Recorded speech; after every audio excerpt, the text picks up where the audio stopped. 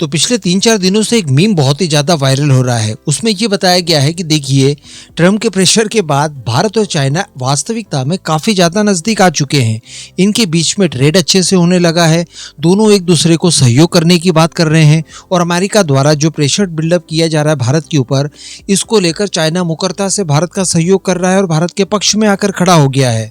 तो वाकई में Donald Trump Nobel Peace Prize के लिए डिजर्व करते हैं और उन्हें ये प्राइज वास्तविकता में दे देना चाहिए। जी हाँ, क्योंकि इसी तरह की खबर के साथ आज मैं आप लोगों के सामने आया हूँ। आप पहले ये आर्टिकल पढ़िए। इसमें स्पष्ट रूप से बताया गया है कि भारत और चीन के बीच में होने वाला व्यापार, जिसमें स्पेशली भारत का जो एक्सपोर्ट था चाइना को, वो 20% तक बढ़ा है और ये 20% कितना हुआ?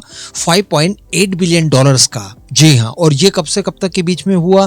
तो ये जो नया फाइनेंशियल ईयर शुरू हुआ है उसके शुरुआती 4 महीनों यानी अप्रैल से लेकर जुलाई मंथ के बीच में, केवल 4 महीनों में ट्रम्प के प्रेशर की वजह से भारत से जो चीजें चाइना मंगवाता था उसमें 20% की बढ़ोतरी कर दी गई और इससे भारत को $5.8 बिलियन का फायदा हुआ। अब यहाँ पर थोड़ा सा आप कंपैरिजन भी करके देख लीजिए। अगर मई 2025 की बात की जाए तो ये पिछले 4 महीनों की जो रिपोर्ट निकल कर आई है, इसमें सर्वाधिक एक्सपोर्ट भारत द्वारा चाइना को किया गया।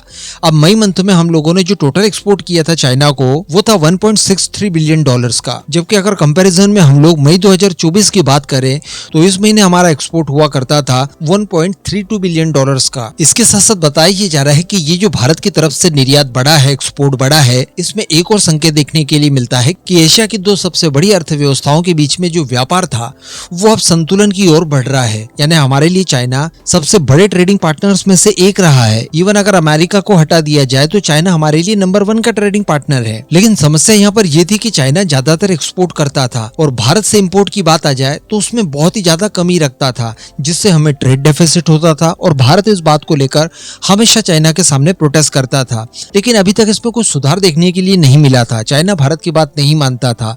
लेकिन जब डोनाल्ड ट्रंप आ गए, इन्होंने टैरिफ्स इंपोज कर दिए, उसके बाद अपने आप चाइना की अकल ठिकाने आई और भारत के साथ मिलजुल कर इन्होंने व्यापार में संतुलन लाना शुरू कर दिया है। क्योंकि अभी मैं आपको बता दूं कि चाइना के ऊपर भी सेम तरह के टैरिफ्स लगे हुए हैं। जी हाँ, अभी भी चाइना लगभग 10% तक के बेसलाइन टैरिफ फेस कर रहा है अमेरिका से। इसके अलावा जो इनके ऊपर 150-200% का टैरिफ लगा दिया गया था, उसे कम करके 30% तक कर दिया गया है। तो ऑलमोस्ट भारत के बराबर ही टैरिफ से इवन ज्यादा है। अभी भारत के ऊपर 50% टैरिफ्स 27 अगस्त से होंगे, अभी तो केवल 25% ही हैं। तो चाइना के ऊपर भारत की तुलना में ज्यादा बड़े टैरिफ्स लगे हैं। इस वजह से चाइना की भी मजबूरी है कि वो भारत के साथ मिलजुल कर काम करे ताकि उसका माल भी फिर हम लोग खरीदें बदले में। क्योंकि चाइना के साथ भारत को ट्रेड डेफिसिट जो है वो $99.2 बिलियन तक पहुंच चुका है और इतना व्यापार घाटा कोई भी देश उठाना नहीं चाहेगा, खासकर वो जिस देश में मेक इन इंडिया की पहल चल रही हो, दुनिया की 4थी सबसे बड़ी अर्थव्यवस्था हो। इस वजह से अब चाइना ने भी इस बात को स्वीकार कर लिया है कि भैया फायदा तो भारत को बदले में पहुंचाना ही पड़ेगा अगर भारत से फायदा लेना है तो। अब आप ये भी जानना चाहते होंगे कि भला चाइना ने भारत से किन चीजों में इंपोर्ट में वृद्धि की, तो देखिए इसमें सबसे पहला नाम बताया जा रहा है ऊर्जा का। रिसेंटली मैंने आपको वीडियो बनाकर ये भी बताया था कि नायरा से इन्होंने डीजल खरीदा है, क्योंकि नायरा का यही डीजल यूरोपियन यूनियन जाना था, लेकिन उन्होंने सैंक्शंस लगा दिए। इस वजह से ये चाइना ने खरीद लिया। और भी कई एनर्जी के उत्पाद ये हमसे खरीद रहे हैं।